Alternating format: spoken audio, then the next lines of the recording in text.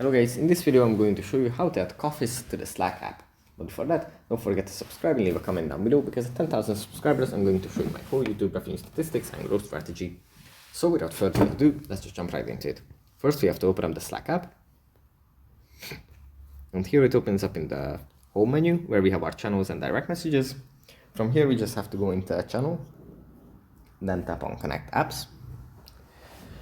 And after it has loaded, in this list we just have to scroll down and find the new and noteworthy section, under which we find Coffice. We just tap on it. And after this has loaded, there's going to appear a button that says Add to Slack. We can tap on that right here. And then the Coffice application is going to be added to our Slack workspace. And yeah, that's pretty much it for this video. Hope it was helpful for you guys, and I'll see you in the next one. Bye.